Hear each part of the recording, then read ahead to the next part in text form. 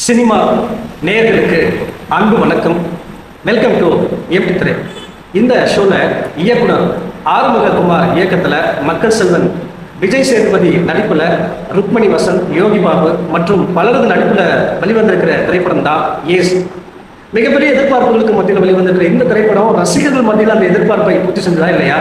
இந்த படம் இருக்கு, இந்த படத்தினுடைய கதை என்ன அப்படின்னு சொல்லி பார்க்கலாம் வாங்க. படத்தினுடைய நாயகர் மக்கள் செல்வன் படத்தினுடைய ஆரம்பத்திலே ஜெயிலிருந்து ரிலீஸ் ஆகிறாரு. இவர் தன்னுடைய அடையாளத்தை மறைச்சி மலேசியாவுக்கு போறாரு. அங்கே யோகி பாபுனுடைய அறிமுகம் கிடைக்குது. அவருடைய அறிமுகத்தின் மூலமா திவ்ய பிள்ளை அப்படிங்கிற ஒரு ஹோட்டல்ல வேலைக்கு சேர்றாரு. இது ஒரு பக்கம் இருக்க, இன்னொரு பக்கம் நாயகி ருக்மணி கூட அறிமுகம் ஆகுறாரு. இவங்களுடைய அறிமுகம் ஆரம்பத்துல மோதல்ல தொடங்கினாலும் இறுதியில காதலா மாறுது. இவங்க நெருங்கி பழக ஆரம்பிக்கிறாங்க. நெருங்கி பழக ஆரம்பிச்சதுக்கு பிறகு ருக்மணி கதாநாயகிக்கு தன்னுடைய ஸ்டெப் ஃபாதருடைய வீட்டை எப்படியாவது கைப்பற்றணும் அப்படிங்கிறதுக்காக போராடிட்டு இருக்காங்க. அதுக்காக இவங்களுக்கு பல கோடி ரூபாய் பணம் தேவைப்படுது அப்படிங்கிற விஷயத்தை விஜய் சேதுபதி தெரிஞ்சுக்கிறாரு. ஸோ அந்த பணத்தை கைப்பற்றுறதுக்காக வில்லன் கிட்ட போய் சூதாட ஆரம்பிக்கிறாரு. அந்த சூதாட்டத்தில் தோற்று மிகப்பெரிய கடனாளியாக மாறுறாரு விஜய் சேதுபதி. ஒரு கட்டத்தில் வில்லன் ஒரு வாரத்துக்குள்ள அந்த பணத்தை கொடுக்கல அப்படின்னா கொன்றுவா அப்படின்ற மாதிரி மிரட்டான். தனக்கும் தன்னை சுற்றி இருக்கிறவங்களுக்கும் மிகப்பெரிய பண தேவை இருக்கிறது அப்படிங்கிற விஷயத்தை தெரிஞ்சு ஸோ கொள்ளையடிக்க பிளான் பண்ணுறாரு. ரூபாய் 40 கோடி ரூபாய் பணத்தை பேங்குக்கு போகிற வேன்ல இருந்து கொள்ளையடிக்கிறாரு. ஸோ அதற்கு பிறகு அந்த பிரச்சனை எல்லாம் தெரிஞ்சா இல்லையா? இவ்வளோ பெரிய வேலையை செய்யக்கூடிய இந்த விஜய் சேதுபதி யார் அப்படிங்கிறத சொல்லக்கூடிய திரைப்படம் தான் இந்த ஏஸ். இந்த படத்தை பற்றி ஆலோசனை அப்படின்னா, படத்தினுடைய நாயகர் மக்கள் செல்வன் வழக்கம் போல தனக்கு கொடுக்கப்பட்ட கதாபாத்திரத்தை தன்னுடைய யதார்த்தமான நடிப்பின் மூலமாக ரசிகர்கள் கவர்ற மாதிரி ரொம்ப சிறப்பான நடிப்பை வெளிப்படுத்தியிருக்காரு. ஆனாலும் இந்த படத்தில் அவருடைய கதாபாத்திரத்தை வடிவமைச்ச விதம் இன்னும் கொஞ்சம் சுவாரஸ்யமாக வடிவமைச்சிருக்கலாமோ அப்படிங்கிறது தான் எனக்கு தோணுச்சு.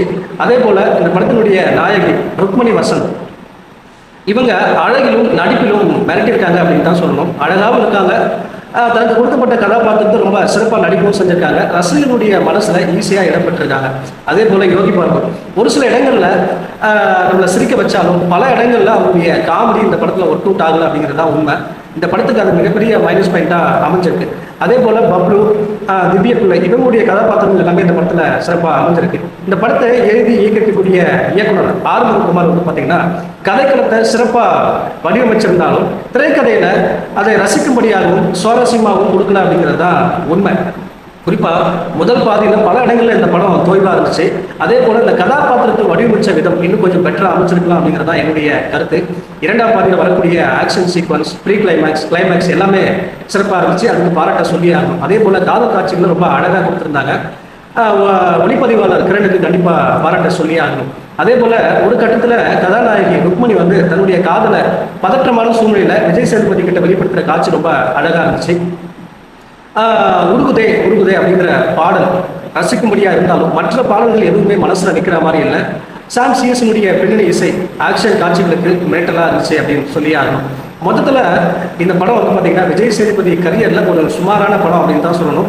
இந்த படத்தினுடைய திரைக்கதையும் அதே போல் அந்த திரைக்கதையை திரையில் காட்டின விதத்தில் கொஞ்சம் ரசிக்கும்படியாகவும் சுவாரஸ்யமாகவும் கொடுத்துருந்தாங்க அப்படின்னா இந்த படம் வேறு லெவலில் இருந்திருக்கும். மொத்தத்தில் இந்த படத்துக்கு எம்பி3 கொடுக்குற ரேட்டிங் 5.2.9. அடுத்த வருஷத்தில் சந்திக்கிறேன். நன்றி, வணக்கம்.